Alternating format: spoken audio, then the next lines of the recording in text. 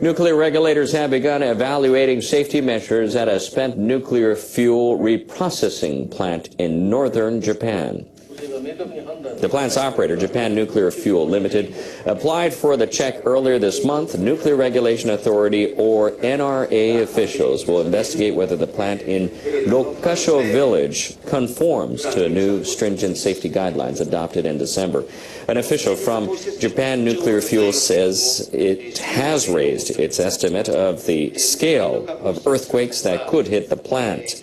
The company plans to install water pumps and spraying equipment to prevent hydrogen explosions. NRA Commissioner Toyoshi Fuketa says, unlike nuclear power plants, fuel reprocessing compounds house several types of facilities. He says they all require different safeguards. Fuketa says the NRA will study the facility's characteristics to assess just how prepared it is for a serious accident. The company officials see the Rokkasho plant as playing a key role in the country's nuclear fuel recycling policy. They hope to pass the screening in October. But it is unknown how long the assessment will take. Work on the project has already been postponed 21 times.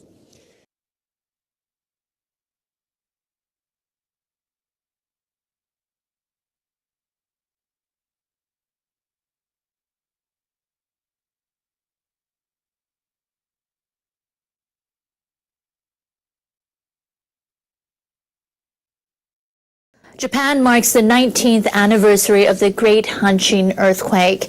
The quake devastated the western port city of Kobe and surrounding areas. Various commemorative events are planned to remember the calamity. Over 6,000 people died.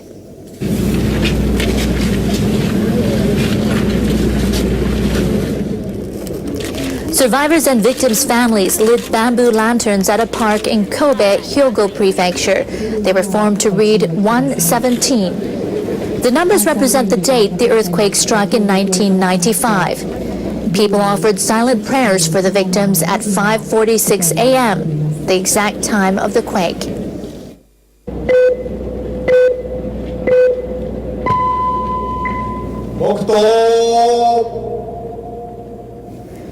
Kobe citizens also laid out a set of lanterns to form 311, representing March 11, 2011. That day, a giant earthquake jolted eastern Japan. We need to understand this is not someone else's tragedy. I feel this is the best way to commemorate those who died. I'll never forget this disaster.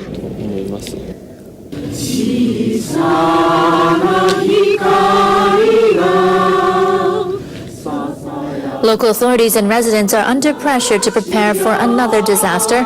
Seismologists are warning of a possible megaquake triggered along the Nankai Trough.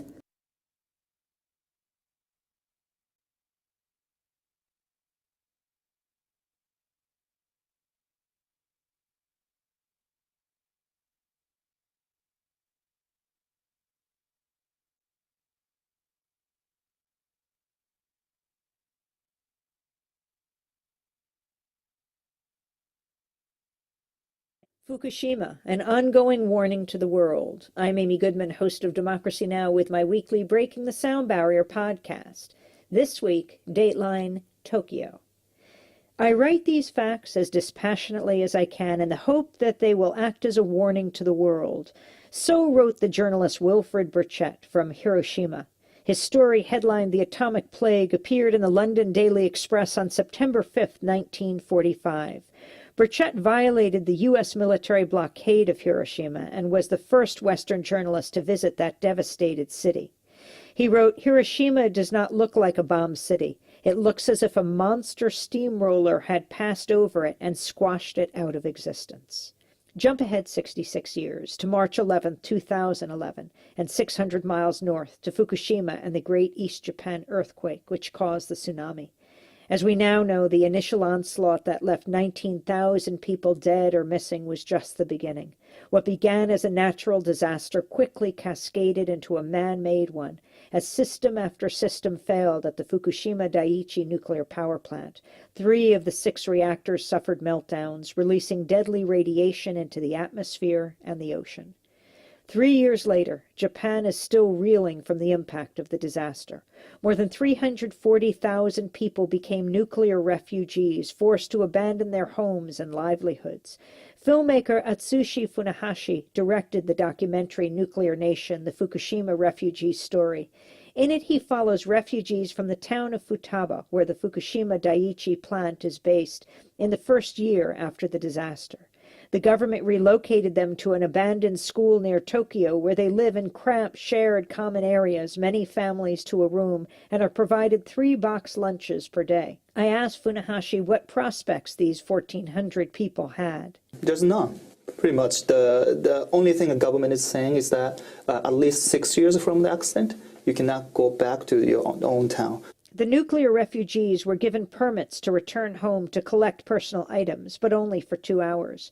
Like Wilfred Burchett, Funahashi had to violate the government's ban on travel to a nuclear-devastated area in order to catch the poignant moments of one family's return on film. He explained how the family gave him one of their 4 permits to take the trip. I tried to negotiate with the government, and they didn't give me any permission to go inside there. And any other independent journalists or documentary filmmakers didn't get the permission to go inside. But I got along very well with this family from Futaba, and they gave me, okay, maybe we go back in there, and then we got 4 permits, and then we are just using 2. So why don't we come together? He snuck back with the family on their short trip. The Japanese government's refusal to grant Funahashi access is indicative of another significant problem that's emerged since the earthquake: secrecy. Japan's conservative Prime Minister Shinzo Abe enacted a controversial state secrecy law early last December. Here in Tokyo, Sophia University professor Koichi Nakano says of the new law, It, of course, concerns primarily security issues and anti-terrorist measures, but in the parliamentary exchange, it became increasingly clear that the interpretation of what actually constitutes state secret could be very arbitrary and rather freely defined by government leaders. And, for example, anti-nuclear citizen movements can come under surveillance without their knowledge, and arrests can be made. Since the nuclear disaster, a forceful grassroots movement has grown to permanently decommission all of Japan's nuclear power plants. The Prime Minister at the time of the earthquake, Naoto Kan, explained how his position on nuclear power shifted. My position before March 11th, 2011, was that as long as we make sure that the safety it's safely operated. Nuclear power plant can be operated and should be operated. However, after experiencing the disaster of March 11th, I changed my thinking 180 degrees completely. We do have accidents such as, say, airplane crash and so on, and sometimes hundreds of people die in an accident. But there is no other accident or disaster that would affect 50 million people, maybe a war, but there's no other accident can cause such a tragedy. The current Prime Minister, Shinzo Abe, leading the most conservative Japanese administration since World War II, wants to restart Japan's nuclear power plants despite overwhelming public opposition. Public protests outside Abe's official residence in Tokyo continue. The independent journalist Wilfred Burchett wrote, "It gives you an empty feeling in the stomach to see such man-made devastation." He wrote those words sitting in the rubble of Hiroshima in 1945. The 2 U.S. atomic bomb attacks on the civilian populations of Hiroshima and Nagasaki have deeply impacted Japan to this day. Likewise, the triple-edged disaster of the earthquake, tsunami, and ongoing nuclear disaster will last for generations. The dangerous trajectory from nuclear weapons to nuclear power is now being challenged by a popular demand for peace and sustainability. It is a lesson for the rest of the world as well. I'm Amy Goodman with Dennis Moynihan in Tokyo, Japan. The government has really been trying for years to turn the country into a major tourism nation. On Friday, the Japan Tourism Agency said the government achieved its goal of attracting 10 million foreign visitors a year for the first time in 2013. Agency officials said about 10,360,000 people visited Japan last year, more than 860,000 of them in December. They noted that easier visa requirements pushed up the number of visitors from Southeast Asia. The yen's decline also helped. Encouraged by the latest data, Prime Minister Shinzo Abe instructed relevant cabinet ministers to work out a new action plan. Japan has been given the opportunity to host the 2020 Olympics and Paralympics in Tokyo. This should help promote tourism. We'll try our best to achieve a new goal of 20 million visitors a year by that time. The government plans to improve access to downtown Tokyo from Narita Airport, put up more signs in foreign languages, and provide better internet The U.S. connection. Navy has announced plans to boost its strength in the Pacific region. Navy officials say they'll replace the country's nuclear-powered aircraft carrier stationed near Tokyo with 2 other carriers. The USS George Washington is being sent back to a U.S. shipyard for an overhaul and to be refueled. The ship has been stationed at Yokosuka Naval Base since 2008. It's the U.S. Navy's first nuclear-powered aircraft carrier to be based overseas. It'll be replaced by the USS Ronald Reagan. The vessel is the second newest of the U.S. Navy's 10 nuclear-powered carriers.